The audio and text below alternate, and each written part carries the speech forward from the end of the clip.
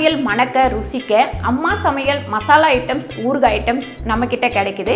நீங்கள் கீழே வந்து நம்பர் கொடுக்குறேன், நம்பரில் காண்டாக்ட் பண்ணுங்கள். வணக்கம், நான் உங்கள் அம்மா சமையல் மீனாட்சி. இன்றைக்கி ஒரு விளாக் தான் பார்க்க போகிறோம். என்னோட அம்மிக்கிட்ட உட்காந்து விளாக் பார்க்க போகிறேன்னு பாருங்க. இன்றைக்கி அம்மியில் அரைச்சி தான் மீன் குழம்பு வைக்க போகிறேன். வெங்காயம் தக்காளி இது எல்லாமே அம்மியில் அரைச்சி பண்ண போகிறேன். அது ஒரு தனி டேஸ்ட்டு கிடைக்கும் நமக்கு. அதுக்கப்புறம் புது அம்மி வாங்கிட்டு வந்தோம் அப்படின்னா அம்மியும் உரண்டும் பழக்கிறது எப்படின்னு சொல்லிட்டு நான் வந்து அம்மா வீட்டு சமையலில் போட்டிருக்கேன். கண்டிப்பாக போய் பாருங்கள். இந்த தோலோடவே இந்த பூண்டு வந்து அரைச்சி எடுத்துக்கலாம்.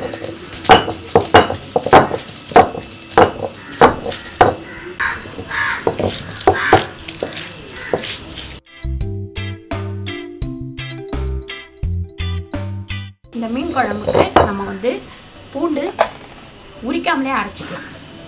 அதுக்கப்புறம் வெங்காயம்,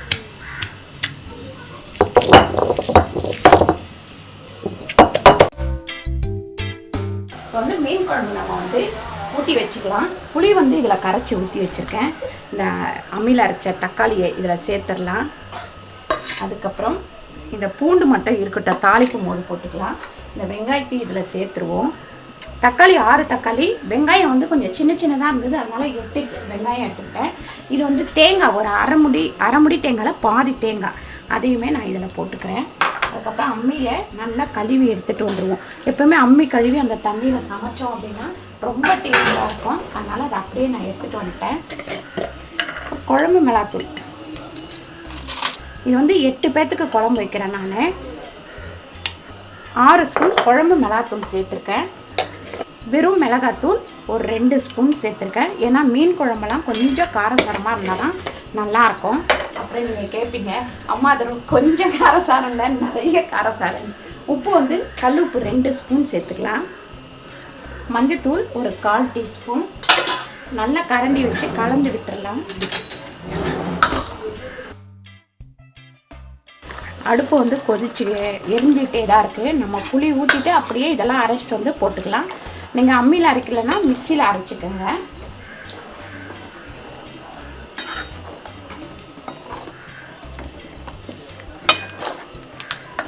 இந்த அளவுக்கு திக்காக இருக்குது. அதுக்கு நம்ம 2 டம்ளர் தண்ணி ஊற்றிக்கலாம். இப்போ இந்த குழம்பை மூடி வச்சிடலாம். நல்லா கொதிக்கட்டும். மீன் பார்த்திங்கன்னா நான் வந்து மசாலா அரைச்சி தான் வறுக்க போகிறேன்.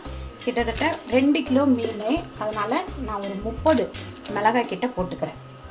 அதே மாதிரி பச்சை மிளகாய் ஒரு 7 பச்சை மிளகாய், கொஞ்சமாக கொத்தமல்லி, மிளகு ஒரு 2 ஸ்பூன் மிளகு, சோம்பு ஒரு 1/2 ஸ்பூன் சோம்பு, ஜீரகம் ஒரு 1/2 ஸ்பூன், மஞ்சத்தூள் ஒரு 1/4 டீஸ்பூன், 2 முழு பூண்டு தோலோடவே போட்டுக்கலாம். அதுக்கப்புறம் இஞ்சி. பாருங்கள், நல்லா வந்து கொதிச்சிட்ருக்கு. இன்னும் கூட நல்லா கொதிக்கணும். நம்ம எண்ணெய் ஊற்றவே இல்லை, அப்புறமா தான் கடைசியில் தான் நம்ம தாளித்து ஊற்ற போகிறோம். அதனால் இது நல்லா இன்னும் கொஞ்சம் கொதிக்கட்டும். லெமன் வந்து ஒரு முழு லெமன் புழிஞ்சு விட்டுக்கலாம் இதில் அரைக்கிறதுக்கு.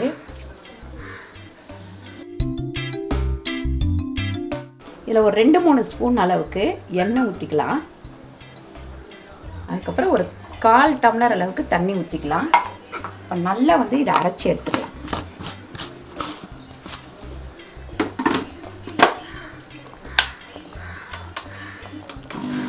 பாருங்கள், மசாலா நல்லா அரைச்சாச்சு. அதுக்கப்புறம் நம்ம ஒரு 2 ஸ்பூன் கார்ன்ஃப்ளவர் மாவு இதில் இந்த மசாலாவை சேர்த்துக்கலாம்.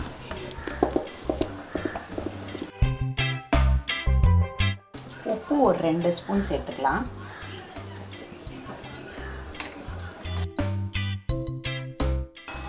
இந்த மீன் வந்து தண்ணி இல்லாமல் போடுவோம். இப்போ மீன் குழம்பு வந்து நல்லா கொதிச்சிருச்சு. இது மத்தி மீன், இதுக்குள்ளே சேர்த்துக்கலாம். தண்ணி எல்லாம் இல்லாமல் நல்லா.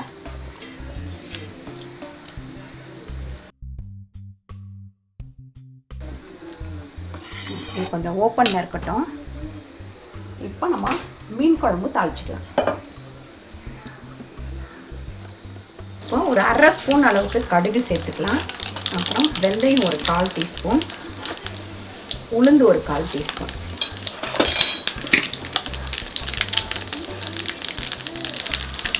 பூண்டு பார்த்திங்கன்னா ஒரு 100 கிராம் பூண்டு. இந்த மாதிரி தோலோடு போடும்போது ஒரு தனி டேஸ்ட்டு கிடைக்கும். அதனால் நீங்கள் தோலோடு போட்டு தாளித்து பாருங்கள். அதுக்கப்புறம் கருவேப்பிலை.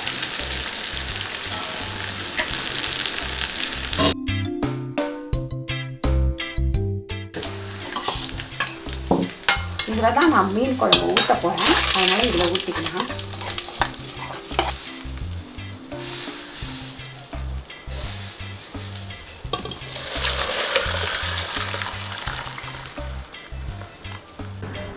எறா முட்டை பொரியல் பண்ண போகிறேன். ஒரு 5லேருந்து 6 ஸ்பூன் எண்ணெய் போட்டுக்கோங்க. 1.5 கிலோ எறா. குட்டி எறாவாக வாங்கிக்கோங்க. அதுக்கு அதுதான் நல்லாயிருக்கும். ரொம்ப பெரிய எறா வாங்காதீங்க. ரொம்ப பெரிய எறாவாக வாங்கினா நீங்கள் மறுபடியும் அதை சின்ன சின்னதாக கட் பண்ணிவிட்டு பண்ணணும். நான் வந்து இப்படி குட்டி எறாவாக வாங்கியிருக்கேன். ஒரு 1/2 ஸ்பூன் அளவுக்கு கடுகு சேர்த்துக்கோங்க. அதுக்கப்புறம் பூண்டு, இஞ்சி, பச்சை மிளகாய். பச்சை மிளகாய் 4, பூண்டு வந்து ஒரு பெரிய பூண்டு எடுத்து உரித்து வச்சுருக்கேன். ஒரு இவ்வளோ பெரிய சைஸ் இஞ்சி வந்து பொடியாக நறுக்கி வச்சுருக்கேன். இது எல்லாமே இதை சேர்த்துக்கலாம்.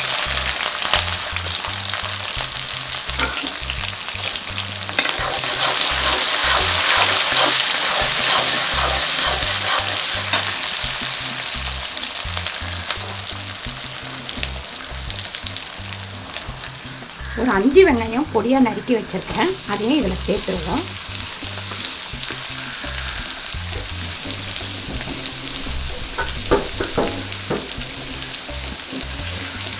மஞ்சத்தூள் ஒரு 1/4 டீஸ்பூன் சேர்த்துக்கலாம்.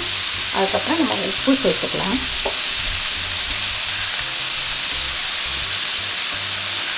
ஒரு 1.5 ஸ்பூன் உப்பு. இந்த கடாயில் மீன் வறுத்துக்கலாம்.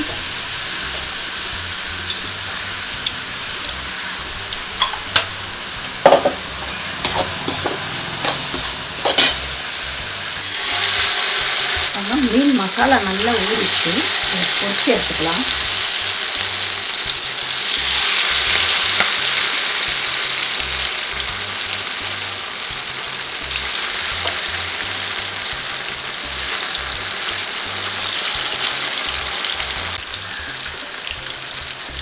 இப்போ இந்த க்ளீன் பண்ணி வச்சிருக்கிற எறாவை இதில் சேர்த்துருவோம்.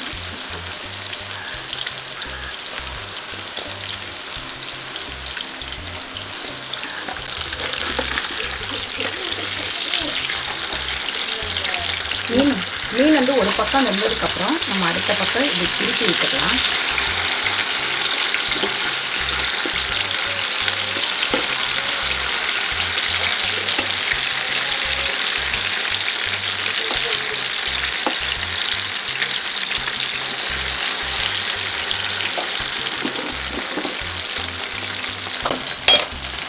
இந்த மாதிரி இதில் உள்ள தண்ணி ஃபுல்லாக நமக்கு கொஞ்சம் வற்றணும். இப்படி வற்றிட்டு இருக்கும் போதே மூடி வேக வைக்கணும்னா அப்படியே ஓப்பன்லேயே வேக வைங்க. வெறும் மிளகாத்தூள் ஒரு 1.5 ஸ்பூன் அளவுக்கு சேர்த்துக்கலாம். ஏன்னா மிளகுத்தூளும் சேர்க்கணும் நம்ம.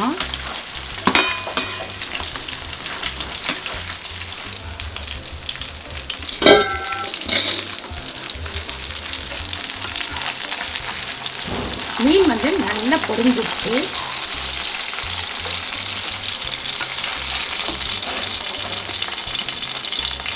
ஒரு கிலோ எறா வச்சுருக்கேன். அதனால் 10 முட்டை நம்ம உடச்சி ஊற்றிக்கலாம். நான் வந்து இறால போடும்போதே உப்பு சேர்த்து போட்டேன். அதனால் இப்போ வந்து மிளகுத்தூள் 1 ஸ்பூன் மிளகுத்தூள்.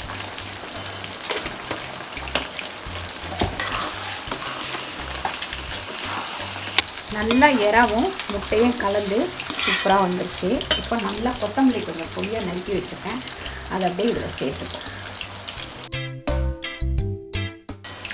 இப்போ இதை வேறு ஒரு பாத்திரத்தில் எடுத்து வச்சுருக்கேன். சூப்பரான ஒரு லன்ச் மெனு ரெடி ஆயிடுச்சு. சாதம், மீன் குழம்பு, அதுக்கப்புறம் பார்த்திங்கன்னா எறா முட்டை பொரியல், மீன் வறுவல். நீங்களும் வந்து கண்டிப்பாக இதை ட்ரை பண்ணி பாருங்கள்.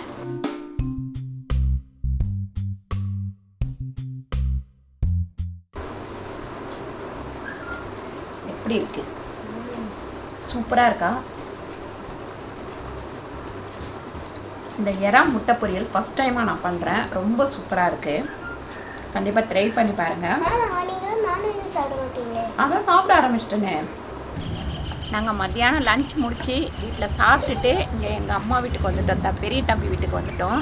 ஏற்கனவே ஒரு தடவை இங்கே வந்திருந்தோம் இல்லைங்களா, நியூ இயர் அன்னைக்கு இங்கே வந்திருந்தோம். சரி, சாயங்காலம் வந்து நான் இங்கே மாடி பெருசாக இருக்குது அப்படின்னு வடகெல்லாம் இப்போ இங்கேயே குத்த வச்சிடுறேன், காய வைக்கலாம் வசதியாக இருக்குது அப்படின்றதுனால.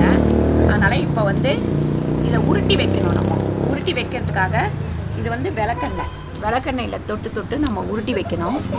கை க்ளோஸ்லாம் போட்டிங்கன்னா உங்களுக்கு பிடிக்க வராது கரெக்டாக. அதனால் கை க்ளோஸ் போடாமல் தான் இது பிடிச்சி வைக்கணும்.